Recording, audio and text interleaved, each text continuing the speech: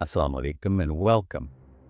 Today we're diving into something really important, something that touches almost all of us. What marriage is truly about. And this isn't just, finding a partner. It's more of an exploration of personal growth, discovering yourself, and really understanding what it takes to build something lasting.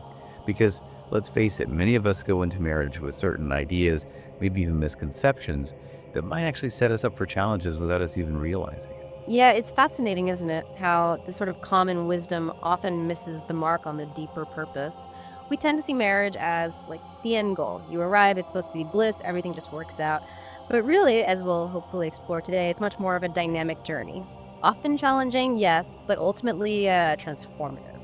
A journey of finding yourself. And that's exactly the place to start, I think.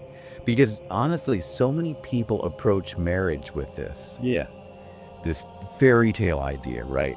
We're searching for that perfect match. That's maybe subconsciously, expecting life to suddenly become easy, blissful, like the movies. Credits roll, happy ending. We think we need someone just like us, same interests, understands everything without need to explain. And that's often the wrong starting point. It really is.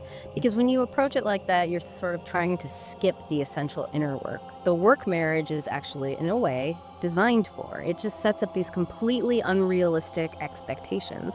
You expect this smooth, static life where happiness is just handed to you. But life, and definitely marriage, is just not like that. It's dynamic. It's really interesting you say that because in Islamic tradition especially, marriage is often called half the deed, half your faith. That's a huge statement. But like you said, I suspect many people hear that phrase but don't fully grasp why. What does that truly mean in practice? Exactly. And the why is so crucial. See, our sort of default human state, you could say, is often one of feeling separate, wanting control, following our own desires, the nafs, the ego. Now, if you just look for someone exactly like you risk just, well, reinforcing your own imbalances, staying in your comfort zone. But marriage, ideally, isn't about finding a clone. It's about bringing yourself into balance. It's meant to be this incredible path to realizing your full potential. Moving from, two separate individuals towards that oneness with Allah. Think of it like a doorway. A doorway to deeper submission, yes, but also to profound self-knowledge. Okay, so it's a tool for self-knowledge. And here's the really interesting part, the difficulties. The things that annoy you, the differences, cultural, family backgrounds, the arguments even, these aren't actually roadblocks. They're the opportunities. They are the path. They're precisely the chances for that self-work, that riyada, that spiritual training, that discipline to purify yourself. Every little friction point is a lesson. Wow, that completely reframes the daily grind, doesn't it? The little annoyances, the disagreements.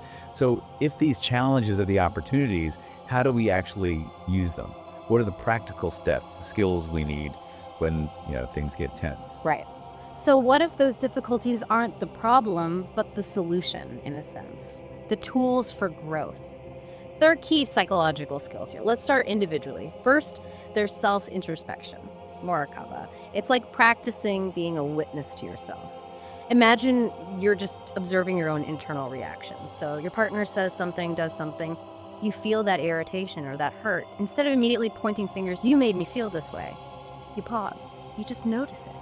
Notice the anger rising, the sadness welling up. You have to recognize, okay, the only thing I truly control here is my internal state, my reaction. Okay, so shifting the lens inward first, not immediately blaming outward. Exactly. And that leads right into the second skill, self-accountability, Muhasaba. Yeah. This is about taking stock of what you just witnessed inside yourself and then actively working to change your state.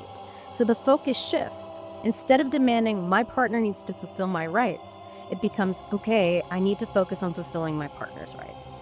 And there's a deep trust involved here, trusting that your rights, they'll be taken care of either by your partner responding in kind or ultimately by Allah.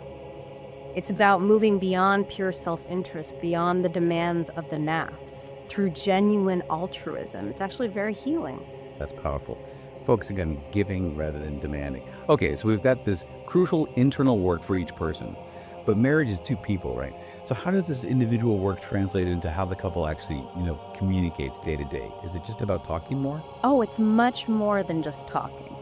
And definitely not just talking more. Sometimes less is more, if it's the right kind of communication. It's about learning to communicate maybe a bit slower and really truly listening.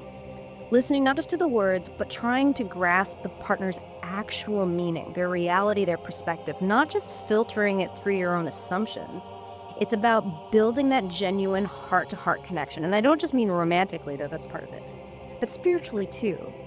And this connection needs care. It needs prioritizing, even when kids come along and life gets incredibly busy.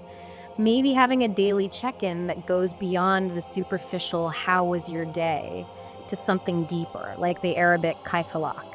How is your state, your inner state, your soul, that prompts a different kind of conversation. A deeper check-in, I like that. Kai Falak. Mhm. Really does change the focus. But what about those couples who say, look, we don't really fight. There are no big dramas. Everything seems okay on the surface. Yet they still feel like the marriage is just fading. That quiet drifting apart. Yeah, that's a common scenario. And often it stems from maybe not owning up to the smaller issues or just not paying close enough attention. People get caught up in the externals, the transactions, the bills are paid, house is clean, kids seem healthy, they check those boxes, but they miss the deeper internal assessment of the relationship's health, spirit. The really vital insight here is to ask, what are we building that lasts beyond this world, beyond the dunya? Couples need to look deeper, remind themselves why they're together in the first place, beyond just convenience or routine. How is this marriage benefiting our standing with Allah, our spiritual growth? If you're not actively nurturing that, even without big fights, things can stagnate. And it all comes back to that Muraqaba and Muhasaba, that reflection and accountability. Are we truly present in this? Okay, so continuous internal assessment is key, even when things seem calm. So think about all this. This profound journey marriage is meant to be. Yeah. What can someone do before they even get married?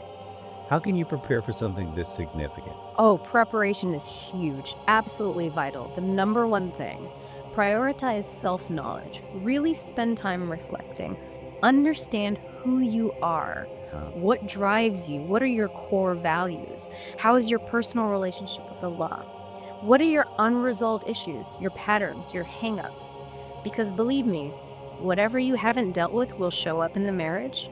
It absolutely will. Marriage doesn't magically fix personal problems, it tends to amplify them. And then when looking for a partner, yes, attraction matters, family compatibility helps, but look deeper. Assess their taqwa, their God consciousness. And taqwa isn't just about ticking boxes, praying 5 times, reading Quran. Those are important, but why are they doing it? What's their motivation? What's the quality of their connection with Allah? That's much harder to gauge, but crucial. So look beyond the surface actions to the intention, the connection. Exactly. And then get practical. Move beyond just the romance. Think of it almost like a joint venture, a serious partnership. You wouldn't start a business just because you like your partner's vibe, right? You discuss the plan. So before marriage, talk about the vision. What's your shared mission as a couple? What about roles? Who's managing finances?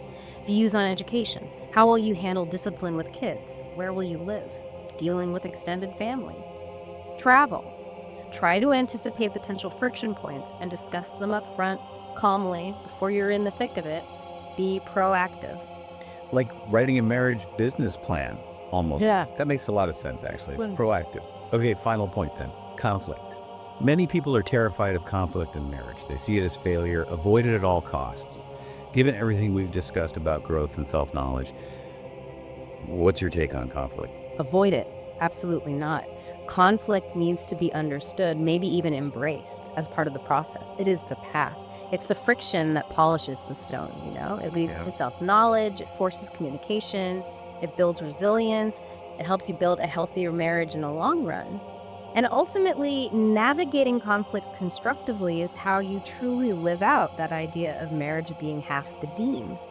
Avoiding conflict means avoiding growth, avoiding the very opportunities Allah gives you through the relationship to draw closer to Him. The challenges, that's where the real work, the real transformation happens. Wow. Okay.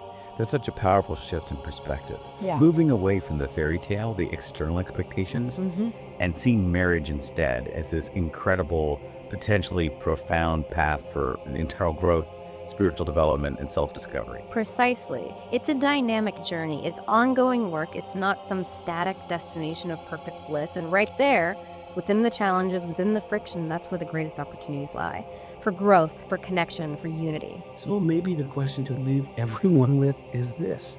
If marriage acts like a mirror, what is it showing you about yourself right now? And what work, what reflection might that reflection inspire you to do? Assalamu alaikum, and thank you so much for joining us for this exploration today. We really hope it's giving you plenty to think about. Make sure to subscribe for more conversations like this.